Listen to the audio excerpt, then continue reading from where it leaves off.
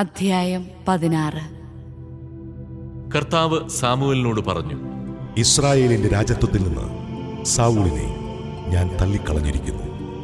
അവനെയോർത്ത് നീ എത്ര നാൾ വിലപിക്കും? കുഴലിൽ തൈലം നിറച്ച് പുറപ്പെടുക. ഞാൻ നിന്നെ ബെത്ലഹേംകാരനായ ജസ്സയുടെ അടുത്തേക്ക് അയക്കും. അവന്റെ ഒരു മകനെ ഞാൻ രാജാവായി നിശ്ചയിച്ചിരിക്കുന്നു. സാമുവേൽ ചോദിച്ചു, ഞാൻ എങ്ങനെ പോകും? സാവൂൾ ഇത് കേട്ടാൽ എന്നെ കൊന്നുകളയും. കർത്താവ് പറഞ്ഞു, ഒരു പശുക്കിടാവിനെ കൂടെ കൊണ്ടുപോവുക. കർത്താവിന് ബലിയർപ്പിക്കാൻ വന്നിരിക്കുകയാണെന്ന് പറയുക. ജസ്സയെയും ബലിയർപ്പണത്തിന് ക്ഷണിക്കുക. നീ എന്താണ് ചെയ്യേണ്ടതെന്ന് ഞാൻ കാണിച്ചു തരാം. ഞാൻ പറയുന്നവനെ എനിക്കായി നീ അഭിഷേകം ചെയ്യണം. കർത്താവ് കൽപ്പിച്ചതുപോലെ സാമുവേൽ പ്രവർത്തിച്ചു. അവൻ ബേത്ലഹേമിലെത്തി. നഗരത്തിലെ ശ്രേഷ്ഠന്മാർ ഭയപരവശരായി അവനെ കാണാൻ വന്നു. അവർ ചോദിച്ചു, അങ്ങയുടെ വരവ് ശുഭസൂചകമോ? അതെ, അവൻ പറഞ്ഞു, ഞാൻ കർത്താവിന് ബലിയർപ്പിക്കാൻ വന്നിരിക്കുന്നു. നിങ്ങളെ തന്നെ ശുദ്ധീകരിച്ച് ബലിയർപ്പണത്തിന് എന്നോടൊത്തു വരുവിൻ. അനന്തരം അവൻ ജസ്സയെയും പുത്രന്മാരെയും ശുദ്ധീകരിച്ച് ബലിയർപ്പണത്തിന് ക്ഷണിച്ചു. അവൻ വന്നപ്പോൾ സാമുവേൽ ഏലിയാബിനെ ശ്രദ്ധിച്ചു. കർത്താവിന്റെ അഭിഷിക്തനാണ് മുൻപിൽ നിൽക്കുന്നതെന്ന് അവന് തോന്നി. എന്നാൽ കർത്താവ് സാമുവേലിനോട് കൽപ്പിച്ചു, അവന്റെ ആകാരവടിവോ ഉയരമോ നോക്കേണ്ട. അവനെ ഞാൻ തിരസ്കരിച്ചതാണ്. മനുഷ്യൻ കാണുന്നതല്ല കർത്താവ് കാണുന്നത്. മനുഷ്യൻ ബാഹ്യരൂപത്തിൽ ശ്രദ്ധിക്കുന്നു, കർത്താവാകട്ടെ ഹൃദയഭാവത്തിൽ. ജസ്സെ അബിനാദാബിനെ സാമുവേലിന്റെ മുൻപിൽ വരുത്തി. ഇവനെയും കർത്താവ് തിരഞ്ഞെടുത്തിട്ടില്ല എന്ന് സാമുവേൽ പറഞ്ഞു. പിന്നെ ജസ്സെ ഷമ്മായെ വരുത്തി. കർത്താവ് തിരഞ്ഞെടുത്തവനല്ല ഇവനുമെന്ന് അവൻ പറഞ്ഞു. ജസ്സെ തന്റെ 7 പുത്രന്മാരെ സാമുവേലിന്റെ മുൻപിൽ കൊണ്ടുവന്നു. അവൻ ജസ്സയോട് പറഞ്ഞു, ഇവരെ ആരെയും കർത്താവ് തിരഞ്ഞെടുത്തിട്ടില്ല. നിന്റെ പുത്രന്മാർ എല്ലാവരുമായോ എന്ന് സാമുവേൽ അവനോട് ചോദിച്ചു. ഇനി ഇളയ മകനുണ്ട്, അവൻ ആടുകളെ മേയ്ക്കാൻ പോയിരിക്കുകയാണ്. അവൻ പറഞ്ഞു. അവനെ ആളയച്ചു വരുത്താൻ സാമുവേൽ ആവശ്യപ്പെട്ടു. അവൻ വന്നിട്ടേ ഞങ്ങൾ ഭക്ഷണം കഴിക്കുകയുള്ളൂ എന്നും പറഞ്ഞു. ജസ്സെ അവനെ ആളയച്ചു വരുത്തി. പവിഴനിറവും മനോഹര നയനങ്ങളുമുള്ള അവൻ സുന്ദരനായിരുന്നു. കർത്താവ് കൽപ്പിച്ചു, എഴുന്നേറ്റ് അവനെ അഭിഷേകം ചെയ്യുക. തിരഞ്ഞെടുക്കപ്പെട്ടവൻ അവൻ തന്നെ.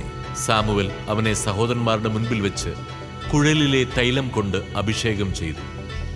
അന്നു മുതൽ കർത്താവിന്റെ ആത്മാവ് ദാവീദിന്റെ മേൽ ശക്തമായി ആവസിച്ചു. സാമുവേൽ റാമായിലേക്ക് പോയി. കർത്താവിന്റെ ആത്മാവ് സാവൂളിനെ വിട്ടുപോയി. അവിടുന്ന് അയച്ച ഒരു ദുരാത്മാവ് അവനെ പീഡിപ്പിച്ചു. സാവൂളിന്റെ ഭൃത്യന്മാർ അവനോട് പറഞ്ഞു, ദൈവം അയച്ച ഒരു ദുരാത്മാവ് അങ്ങയെ പീഡിപ്പിക്കുന്നു. ആകയാൽ കിന്നരം വായനയിൽ നിപുണനായ ഒരുവനെ അന്വേഷിക്കാൻ അങ്ങ് അടിയങ്ങൾക്ക് കൽപ്പന തരണം. ദുരാത്മാവ് അങ്ങയിൽ ആവസിക്കുമ്പോൾ അവൻ കിന്നരം വായിച്ച് അങ്ങയ്ക്ക് ആശ്വാസം നൽകും. കിന്നര വായനയിൽ നിപുണനായ ഒരുവനെ തേടിപ്പിടിക്കാൻ സാവൂൾ ഭൃത്യന്മാരോട് കൽപ്പിച്ചു. ബെത്ലഹേംകാരനായ ജസ്സയുടെ ഒരു മകനെ ഞാൻ കണ്ടിട്ടുണ്ട് എന്ന് ഭൃത്യരിൽ ഒരുവൻ പറഞ്ഞു. അവൻ കിന്നര വായനയിൽ നിപുണനും പരാക്രമിയായ യോദ്ധാവും വാക്ചാതുര്യമുള്ളവനും കോമളനുമാണ്. കർത്താവ് അവനോട് കൂടെയുണ്ട്. സാവൂൾ ജസ്സയുടെ അടുത്ത് ദൂതന്മാരെ വിട്ട്, ആട്ടിടയനായ നിന്റെ മകൻ ദാവീദിനെ എന്റെ അടുക്കൽ അയക്കുക എന്നറിയിച്ചു. ജസ്സെ ഒരു കഴുതയുടെ പുറത്ത് കുറെ അപ്പം, ഒരു പാത്രം വീഞ്ഞ്, ഒരാട്ടിൻകുട്ടി എന്നിവ കയറ്റി തന്റെ മകൻ ദാവീദ് വശം സാവൂളിന് കൊടുത്തയച്ചു. ദാവീദ് സാവൂളിന്റെ അടുക്കലെത്തി സേവനം ആരംഭിച്ചു. സാവൂളിന് അവനെ വളരെയധികം ഇഷ്ടപ്പെട്ടു. ദാവീദ് അവന്റെ ആയുധവാഹകനായി തീർന്നു. സാവൂൾ ജസ്സയുടെ അടുക്കൽ ആളയച്ച്, ദാവീദിനെ എനിക്കിഷ്ടപ്പെട്ടു, അവൻ ഇവിടെ നിൽക്കട്ടെ എന്നറിയിച്ചു. ദൈവമയച്ച ദുരാത്മാവ് സാവൂളിൽ പ്രവേശിക്കുമ്പോഴൊക്കെ ദാവീദ് കിന്നരം വായിക്കും. അതുവഴി അവന് ആശ്വാസവും സുഖവും ലഭിക്കുകയും ദുരാത്മാവ് അവനെ വിട്ടുമാറുകയും ചെയ്തിരുന്നു. അധ്യായം 17. ഫിലിസ്തീർ യുദ്ധത്തിന് സൈന്യത്തെ ഒരുമിച്ച് കൂട്ടി. അവർ യൂദായുടെ സൊക്കോയിൽ സമ്മേളിച്ച് സൊക്കോയ്ക്കും അസെക്കായ്ക്കും മധ്യേ എഫെസ് ദമ്മിമിൽ പാളയമടിച്ചു. സാവൂളും ഇസ്രായേല്യരും ഏലാ താഴ്വരയിൽ പാളയമടിച്ച് അവർക്കെതിരെ അണിനിരന്നു. താഴ്വരയുടെ അപ്പുറത്തും ഇപ്പുറത്തുമുള്ള മലകളിൽ ഫിലിസ്ത്യരും ഇസ്രായേല്യരും നിലയുറപ്പിച്ചു.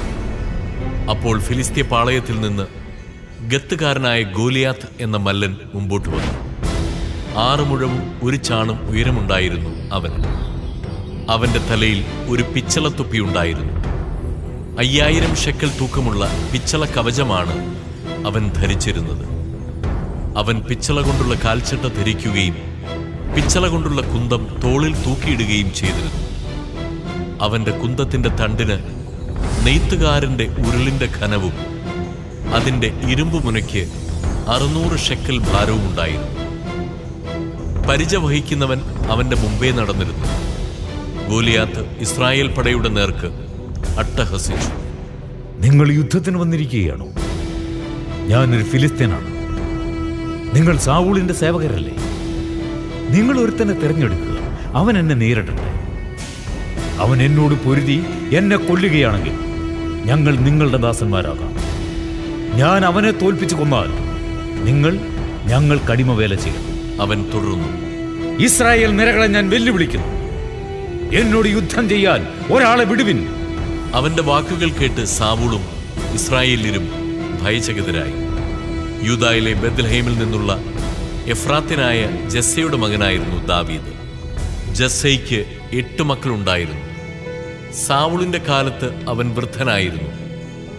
അവന്റെ പുത്രന്മാരിൽ മൂത്ത 3 പേർ സാവൂളിനോടൊത്ത് യുദ്ധരംഗത്തുണ്ടായിരുന്നു. ആദ്യജാതനായ ഏലിയാബ്, അബീനാദാബ്, ഷമ്മ. ദാവീദ് ഏറ്റവും ഇളയവനായിരുന്നു. മൂത്ത 3 പേർ സാവൂളിനോടൊത്തുണ്ടായിരുന്നു. ദാവീദ് പിതാവിന്റെ ആടുകളെ മേയ്ക്കാൻ സാവൂളിന്റെ അടുക്കൽ നിന്ന് ബെത്ലഹേമിൽ പോയി വരിക പതിവായിരുന്നു. ഗോലിയാത്ത് 40 ദിവസം മുടങ്ങാതെ രാവിലെയും വൈകുന്നേരവും യുദ്ധത്തിന് വെല്ലുവിളിച്ചു. ജസ്സേ ദാവീദിനോട് പറഞ്ഞു, ഒരു ഏഫ മലരും 10 അപ്പവും പാളയത്തിൽ നിന്റെ സഹോദരന്മാർക്ക് വേഗം കൊണ്ടുപോയി കൊടുക്കുക. അവരുടെ സഹസ്രാധിപന് 10 പാൽ കെട്ടിക്കൊണ്ടുപോവുക. സഹോദരന്മാരുടെ ക്ഷേമം അന്വേഷിച്ച് അവരിൽ നിന്ന് ഒരടയാളവും വാങ്ങി വരിക. സാവൂളും ദാവീദിന്റെ സഹോദരന്മാരും മറ്റ് ഇസ്രായേല്യരും ഏലാ താഴ്വരയിൽ ഫിലിസ്ത്യരോട് യുദ്ധം ചെയ്യുകയായിരുന്നു. പിതാവ് ആജ്ഞാപിച്ചതനുസരിച്ച് ദാവീദ് അതിരാവിലെ എഴുന്നേറ്റ് ആടുകളെ ഒരു കാവൽക്കാരനെ ഏൽപ്പിച്ചിട്ട് ഭക്ഷണ സാധനങ്ങളുമായി പുറപ്പെട്ടു. അവൻ പാളയത്തിലെത്തുമ്പോൾ സൈന്യം പോർ വിളിച്ചുകൊണ്ട് പുറപ്പെടുകയായിരുന്നു. ഇസ്രായേല്യരും ഫിലിസ്ത്യരും യുദ്ധസന്നദ്ധരായി മുഖാഭിമുഖം അണിനിരന്നു. കൊണ്ടുവന്ന പൊതി പടക്കോപ്പ് സൂക്ഷിപ്പുകാരനെ ഏൽപ്പിച്ചിട്ട് ദാവീദ് യുദ്ധരംഗത്ത് ഓടിച്ചെന്ന് തന്റെ സഹോദരന്മാരോട് ക്ഷേമാന്വേഷണം നടത്തി. അവരോട് സംസാരിച്ചു കൊണ്ട് നിൽക്കവേ ഗത്തിൽ നിന്നുള്ള ഗോലിയാത്ത് എന്ന ഫിലിസ്ത്യ മല്ലൻ മുൻപോട്ട് വന്ന് മുൻപത്തെ പോലെ വെല്ലുവിളിക്കുന്നത് ദാവീദ് കേട്ടു. ഗോലിയാത്തിനെ കണ്ടപ്പോൾ ഇസ്രായേല്യർ ഭയന്നോടി. അവർ പറഞ്ഞു, ഈ വന്നു നിൽക്കുന്ന മനുഷ്യനെ കണ്ടോ? അവൻ ഇസ്രായേലിനെ നിന്ദിക്കാൻ വന്നിരിക്കുന്നു. അവനെ കൊല്ലുന്നവനെ രാജാവ് മഹാസമ്പന്നനാക്കും. തൻ്റെ മകളെ അവന് വിവാഹം ചെയ്തു കൊടുക്കുകയും അവൻ്റെ പിതൃഭവനത്തിന് ഇസ്രായേലിൽ കരമൊഴിവ് കൽപ്പിച്ചു കൊടുക്കുകയും ചെയ്യും.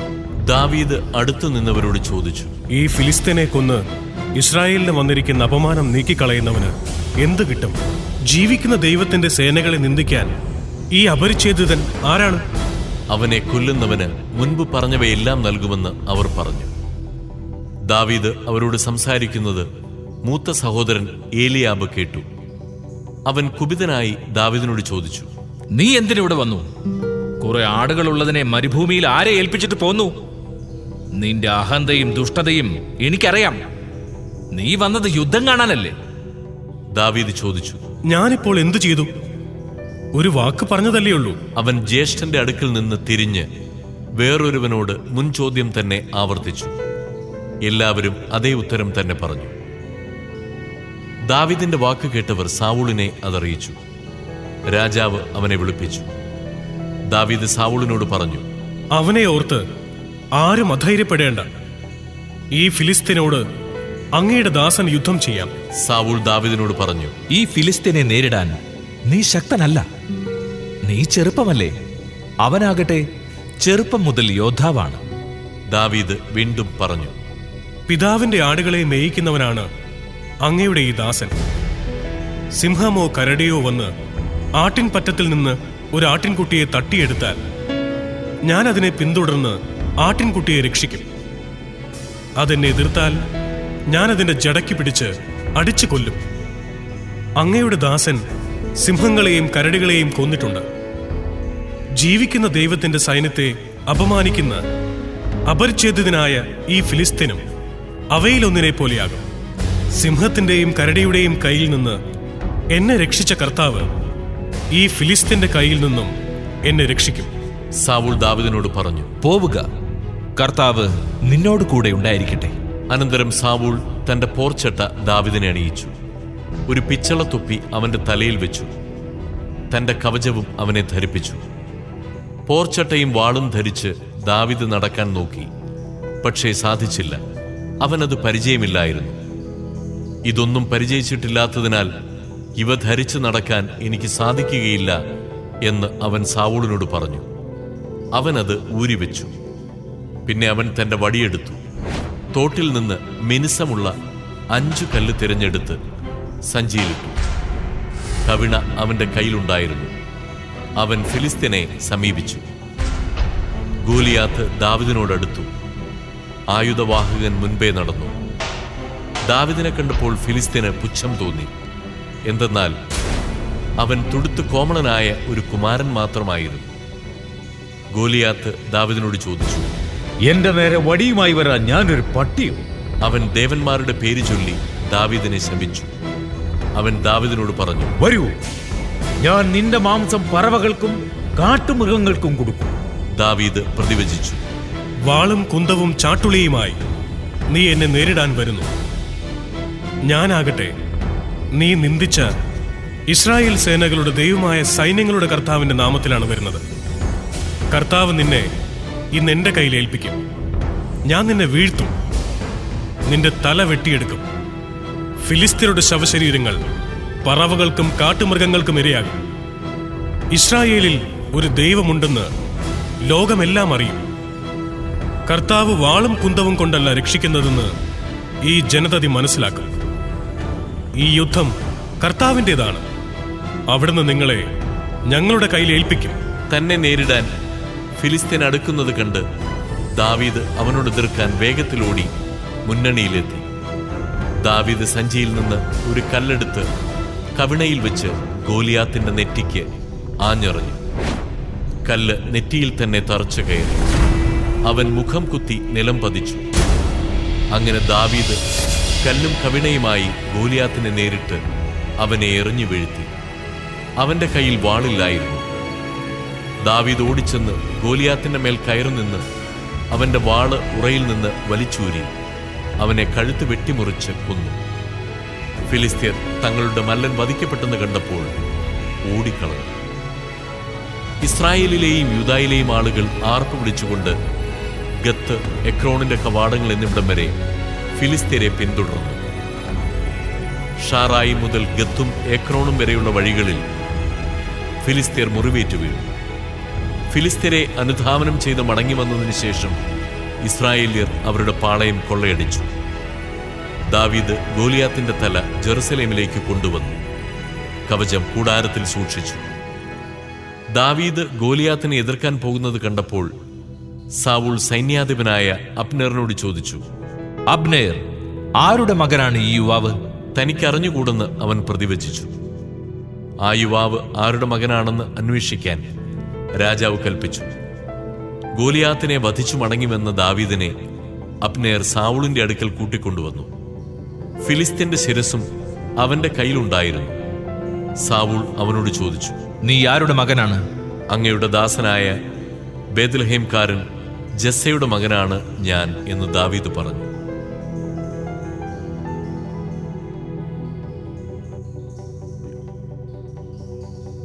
അധ്യായം 18.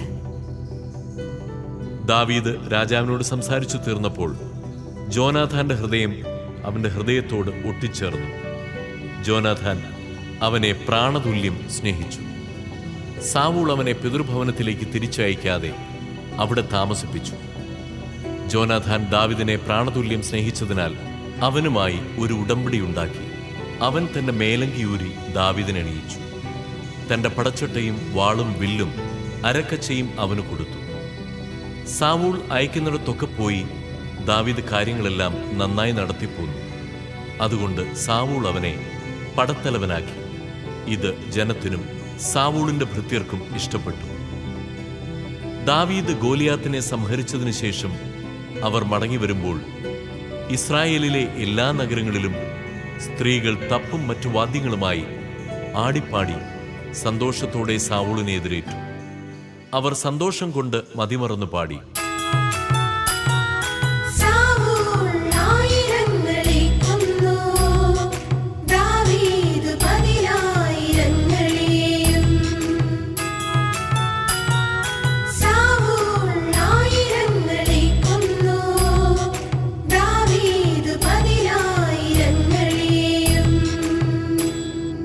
ഇത് സാവൂളിന് ഇഷ്ടപ്പെട്ടില്ല. കോപാകുലനായി അവൻ പറഞ്ഞു: അവർ ദാവീദിന് 10,000 കൊടുത്തു, എനിക്കോ 1000. ഇനി രാജത്വമല്ലാതെ എന്താണ് അവന് കിട്ടാനുള്ളത്? അന്നു മുതൽ സാവൂൾ ദാവീദിനെ സംശയദൃഷ്ടിയോടെ വീക്ഷിക്കാൻ തുടങ്ങി.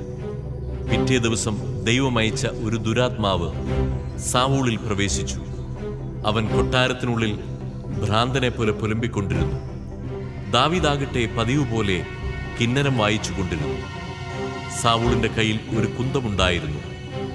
ദാവീദിനെ ചുമരോട് ചേർത്ത് തറയ്ക്കാൻ ഉദ്ദേശിച്ചുകൊണ്ട് സാവൂൾ കുന്തമെറിഞ്ഞു. ദാവീദ് 2 പ്രാവശ്യം ഒഴിഞ്ഞു മാറി. കർത്താവ് തന്നെ വിട്ട് ദാവീദിനോട് കൂടെയാണെന്നറിഞ്ഞപ്പോൾ അവൻ ദാവീദിനെ ഭയപ്പെട്ടു. സാവൂൾ അവനെ തന്റെ അടുക്കൽ നിന്ന് അകറ്റി ഒരു സഹസ്രാധിപനാക്കി. അവൻ അവരെ നയിച്ചു. കർത്താവ് കൂടെ ഉണ്ടായിരുന്നതിനാൽ എല്ലാ ഉദ്യമങ്ങളിലും ദാവീദ് വിജയം വരിച്ചു. ദാവീദിന്റെ വിജയം കണ്ട് സാവൂൾ കൂടുതൽ ഭയപ്പെട്ടു. എന്നാൽ ഇസ്രായേലിലും യൂദായിലുമുള്ളവർ ദാവീദിനെ സ്നേഹിച്ചു. അവൻ അവരുടെ സമർത്ഥനായ നേതാവായിരുന്നു. സാവൂൾ ദാവീദിനോട് പറഞ്ഞു: ഇതാ എന്റെ മൂത്ത മകൾ മേരബ്, അവളെ നിനക്ക് ഞാൻ ഭാര്യയായി നൽകാം. ധീരോചിതമായി നീ എനിക്ക് വേണ്ടി കർത്താവിന്റെ യുദ്ധം നടത്തിയാൽ മതി. തന്റെ കൈയില്ല ഫിലിസ്ത്യരുടെ കൈ അവന്റെ മേൽ പതിക്കട്ടെ എന്ന് അവൻ വിചാരിച്ചു. ദാവീദ് സാവൂളിനോട് ചോദിച്ചു: രാജാവിന്റെ ജാമാതാവാകാൻ ഞാൻ ആരാണ്? ഇസ്രായേലിൽ എന്റെ പിതൃഭവനത്തിന് മുറ്റവർക്കും എന്ത് സ്ഥാനമാണുള്ളത്? എന്നാൽ മേരബിനെ ദാവീദിന് ഭാര്യയായി കൊടുക്കേണ്ട സമയമായപ്പോൾ സാവൂൾ അവളെ മെഹോലാത്തിനായ അദ്രിയേലിന് നൽകുകയാണ് ചെയ്തത്. സാവൂളിന്റെ മകൾ മിഖാൽ ദാവീദിനെ സ്നേഹിച്ചു. സാവൂൾ അതറിഞ്ഞു. അവന് അതിഷ്ടമായി. അവൾ അവനൊരു കെണിയായി തീരുന്നതിനും ഫിലിസ്ത്യർ അവനെതിരെ തിരിയുന്നതിനും വേണ്ടി അവളെ ഞാൻ അവന് നൽകും എന്ന് രാജാവ് വിചാരിച്ചു. അതിനാൽ സാവൂൾ ദാവീദിനോട് 2-ാം പ്രാവശ്യം പറഞ്ഞു: നീ എന്റെ ജാമാതാവാകണം. സാവൂൾ ഭൃത്യന്മാരോട് കൽപ്പിച്ചു: നിങ്ങൾ രഹസ്യമായി ദാവീദിനോട് ഇങ്ങനെ പറയണം: ഇതാ രാജാവ് നിന്നിൽ സംപ്രീതനായിരിക്കുന്നു. അവന്റെ ഭൃത്യന്മാരെല്ലാവരും നിന്നെ സ്നേഹിക്കുന്നു. ആകയാൽ നീ രാജാവിന്റെ മരുമകനായി തീരണം. സാവൂളിന്റെ ഭൃത്യന്മാർ അത് ദാവീദിന്റെ ചെവിയിൽ മന്ത്രിച്ചു. അവൻ ചോദിച്ചു: ദരിദ്രനും അപ്രശസ്തനുമായ ഞാൻ രാജാവിന്റെ മരുമകനാവുകയെന്നത് അത്ര നിസ്സാരമാണെന്ന് നിങ്ങൾ കരുതുന്നുവോ? ഭൃത്യന്മാർ ദാവീദ് പറഞ്ഞ വിവരം അതേപടി സാവൂളിനെ അറിയിച്ചു. സാവൂൾ കൽപ്പിച്ചു: നിങ്ങൾ ദാവീദിനോട് ഇപ്രകാരം പറയണം: തന്റെ ശത്രുക്കളോടുള്ള പ്രതികാരമായി ഫിലിസ്ത്യരുടെ 100 അഗ്രചർമ്മമല്ലാതെ രാജാവ് യാതൊരു വിവാഹ സമ്മാനവും ആഗ്രഹിക്കുന്നില്ല. അങ്ങനെ ദാവീദിനെ ഫിലിസ്ത്യരുടെ കൈകളിൽ അകപ്പെടുത്താമെന്ന് സാവൂൾ വിചാരിച്ചു. ഭൃത്യന്മാർ ദാവീദിനെ ഇതറിയിച്ചപ്പോൾ രാജാവിന്റെ മരുമകനാകുന്നത് അവനിഷ്ടമായി. നിശ്ചിത സമയത്തിനുള്ളിൽ ദാവീദ് തന്റെ പടയാളികളോടൊത്ത് പുറപ്പെട്ടു ചെന്നു. ഫിലിസ്ത്യരിൽ 200 പേരെ കൊന്നു. രാജാവിന്റെ മരുമകനാകുന്നതിനു വേണ്ടി അവൻ അവരുടെ അഗ്രചർമ്മം രാജാവിനെ എണ്ണിയേൽപ്പിച്ചു. സാവൂൾ മിഖാലിനെ ദാവീദിന് ഭാര്യയായി കൊടുത്തു. കർത്താവ് ദാവീദിനോടുകൂടെയാണെന്നും മിഖാൽ അവനെ സ്നേഹിക്കുന്നെന്നും കണ്ടപ്പോൾ സാവൂൾ അവനെ കൂടുതൽ ഭയപ്പെട്ടു. അങ്ങനെ അവൻ ദാവീദിന്റെ നിത്യശത്രുവായി. ഫിലിസ്ത്യ പ്രഭുക്കന്മാർ യുദ്ധത്തിന് വന്നു. അവർ വന്നപ്പോഴൊക്കെ സാവൂളിന്റെ സകല ഭൃത്യന്മാരെയും കാൾ ദാവീദ് വിജയശ്രീലാളിതനായി. തന്മൂലം അവന്റെ നാമം വിശ്രുതമായി തീർന്നു. അധ്യായം 19. ദാവീദിനെ കൊന്നുകളയണമെന്ന് സാവൂൾ ജോനാഥാനോടും ഭൃത്യന്മാരോടും കൽപ്പിച്ചു. എന്നാൽ സാവൂളിന്റെ മകൻ ജോനാഥാൻ ദാവീദിനെ വളരെയധികം സ്നേഹിച്ചിരുന്നു. ജോനാഥാൻ ദാവീദിനോട് പറഞ്ഞു, എൻ്റെ പിതാവ് സാവൂൾ നിന്നെ കൊല്ലാൻ ശ്രമിക്കുകയാണ്.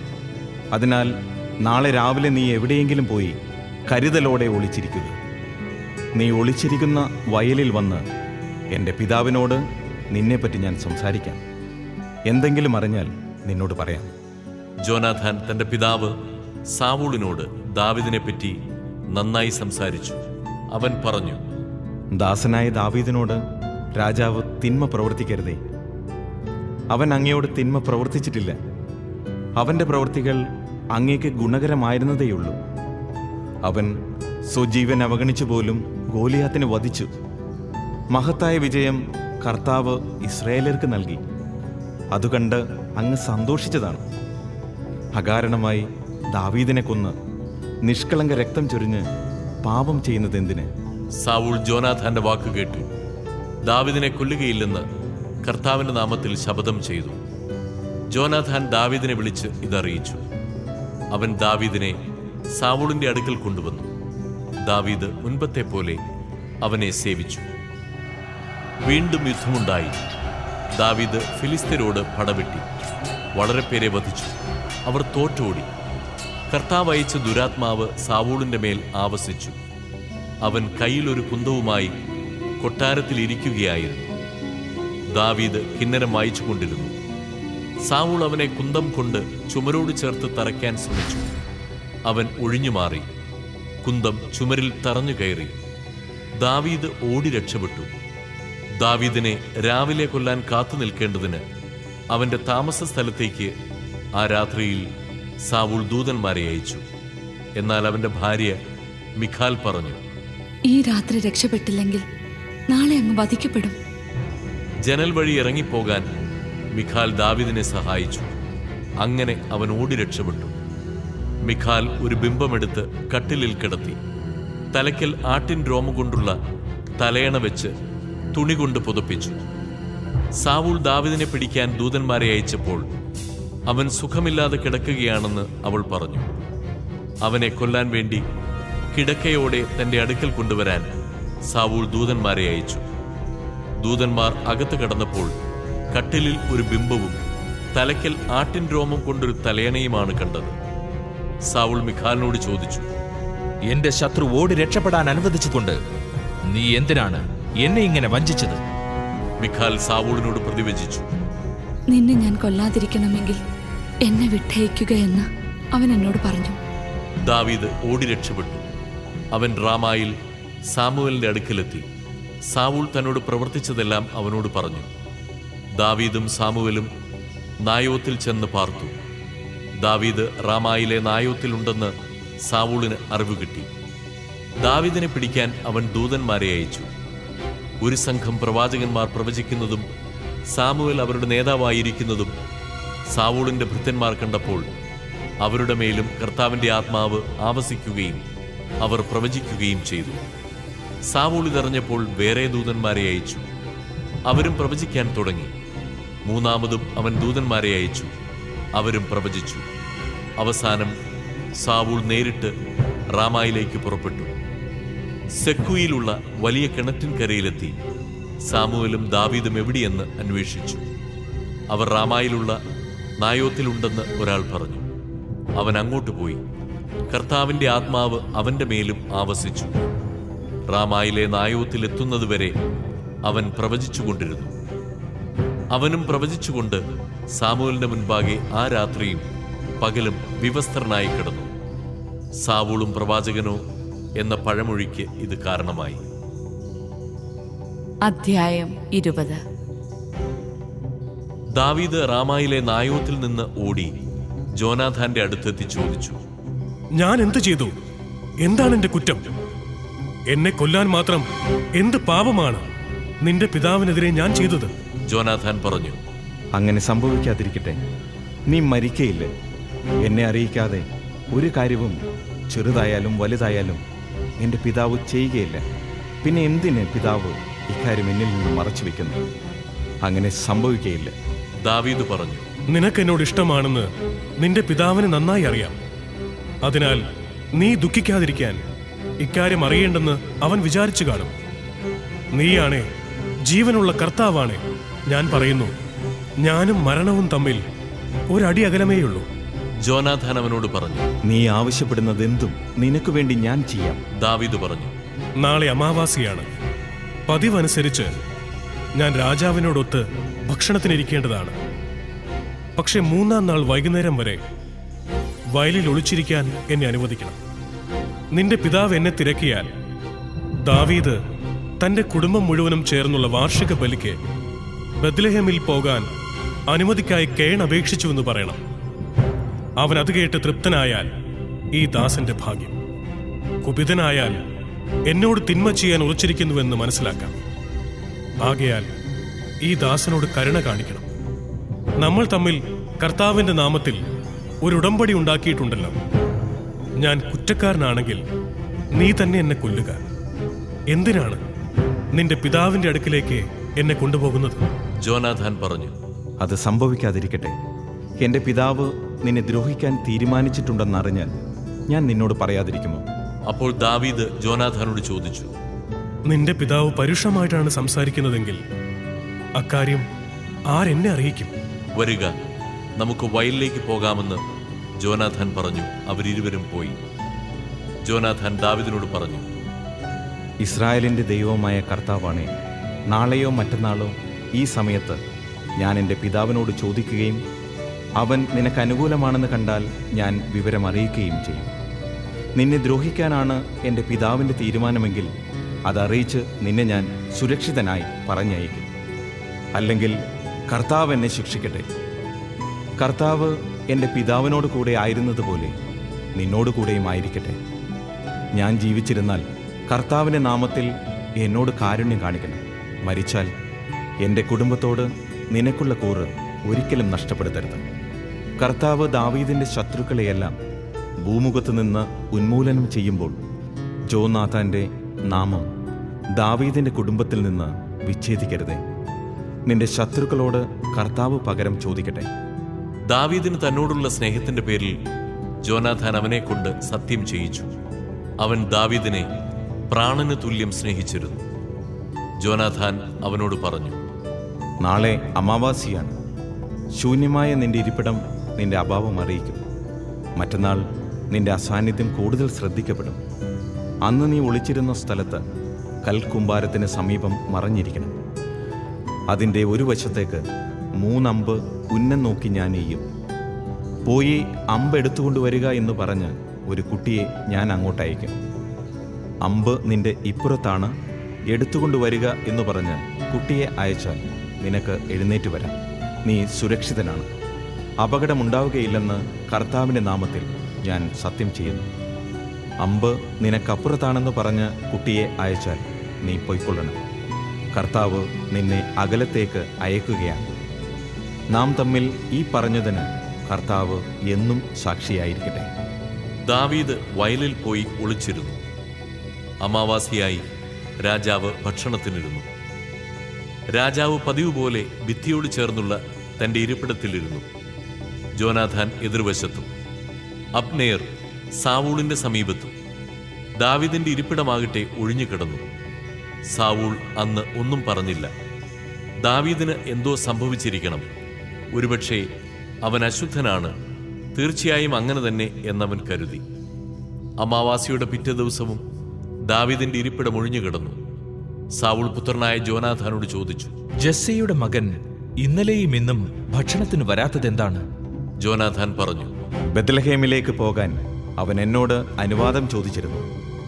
ഞങ്ങളുടെ ഭവനം നഗരത്തിൽ ഒരു ബലി അർപ്പിക്കുന്നതിനാൽ ഞാൻ അവിടെ ഉണ്ടായിരിക്കണമെന്ന് എൻ്റെ സഹോദരൻ ആവശ്യപ്പെട്ടിട്ടുണ്ട്. ഞാൻ പൊയ്ക്കൊള്ളട്ടെ. എന്നോട് ദയവുണ്ടെങ്കിൽ എൻ്റെ സഹോദരന്മാരെ പോയി കാണാൻ അനുവദിക്കണമെന്ന് അവൻ അപേക്ഷിച്ചു. അതുകൊണ്ടാണ് രാജാവിന്റെ വിരുന്നിന് അവൻ വരാതിരുന്നത്. അപ്പോൾ സാവൂളിന്റെ കോപം ജോനാഥാനെതിരെ ജ്വലിച്ചു. ദുർവൃത്തയും ദുശാഠ്യക്കാരിയുമായവളുടെ പുത്ര, നീ ജെസയുടെ പുത്രന്റെ പക്ഷം ചേർന്ന് നിന്റെയും നിന്റെ അമ്മയുടെയും നാണം കെടുത്തുകയാണെന്ന് എനിക്കറിയാം. അവൻ ജീവിച്ചിരിക്കുന്നിടത്തോളം കാലം നിനക്ക് രാജാവാകാനോ രാജ്യത്വം സ്ഥാപിക്കാനോ സാധിക്കുകയില്ല. അതുകൊണ്ട് അവനെ ആളയച്ച് എന്റെ അടുക്കൽ പിടിച്ചുകൊണ്ടുവരിക. അവൻ മരിക്കണം. ജോനാഥാൻ ചോദിച്ചു, എന്തിനവനെ വധിക്കണം?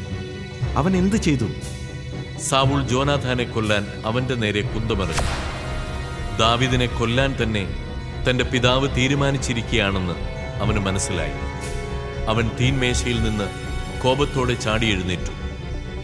അമാവാസിയുടെ പിറ്റേ ദിവസമായ അന്ന് അവൻ ഭക്ഷണമൊന്നും കഴിച്ചില്ല. തന്റെ പിതാവ് ദാവീദിനെ അപമാനിച്ചത് നിമിത്തം അവൻ ദുഃഖിച്ചു. പിറ്റേ ദിവസം രാവിലെ ദാവീദുമായി പറഞ്ഞൊത്തിരുന്നതനുസരിച്ച് ജോനാഥാൻ ഒരു കുട്ടിയോടൊത്ത് വയലിലേക്ക് ചെന്നു. ജോനാഥാൻ ആ കുട്ടിയോട് പറഞ്ഞു, ഞാൻ ഈ നമ്പ് ഓടിച്ചെന്ന് കണ്ടെടുക്കുക. കുട്ടി ഓടുമ്പോൾ അവന്റെ അപ്പുറത്തേക്ക് ഒരമ്പെയ്തു. ജോനാഥാൻ എയ്ത് അമ്പ് വീണെടുത്ത് കുട്ടി ചെന്നപ്പോൾ അവൻ കുട്ടിയോട് വിളിച്ചു പറഞ്ഞു, അമ്പ് നിന്റെ അപ്പുറത്തല്ലേ? ജോനാഥാൻ വീണ്ടും കുട്ടിയോട് വിളിച്ചു പറഞ്ഞു, അവിടെ നിൽക്കരുത്, ഓടുക, വേഗമാകട്ടെ. കുട്ടി അമ്പ് പെറുക്കിയെടുത്ത് അവന്റെ അടുത്തെത്തി. ജോനാഥാനും ദാവീദിനുമല്ലാതെ കുട്ടിക്ക് കാര്യമൊന്നും മനസ്സിലായില്ല. ജോനാഥാൻ ആയുധങ്ങൾ കുട്ടിയെ ഏൽപ്പിച്ചിട്ട് ഇവയെല്ലാം നഗരത്തിലേക്ക് കൊണ്ടുപോയിക്കൊള്ളുക എന്ന് പറഞ്ഞു. കുട്ടി പോയ ഉടനെ ദാവീദ് കൽക്കൂനയ്ക്ക് അടുത്തു നിന്ന് എഴുന്നേറ്റ് 3 പ്രാവശ്യം നിലത്ത് കുമ്പിട്ടു. ജോനാഥാനും ദാവീദും പരസ്പരം ചുംബിച്ചു. ദാവീദിന് പരിസരബോധം വരുന്നതുവരെ അവർ കരഞ്ഞു. ജോനാഥാൻ അവനോട് പറഞ്ഞു, സമാധാനത്തോടെ പോവുക. കർത്താവ് എനിക്കും നിനക്കും എൻ്റെ സന്തതികൾക്കും നിന്റെ സന്തതികൾക്കും മധ്യേ എന്നും സാക്ഷിയായിരിക്കട്ടെ എന്ന് നമ്മൾ കർത്താവിൻ്റെ നാമത്തിൽ സത്യം ചെയ്തിട്ടുണ്ടല്ലോ. ദാവീദ് യാത്രയായി. ജോനാഥാൻ നഗരത്തിലേക്കും മടങ്ങി.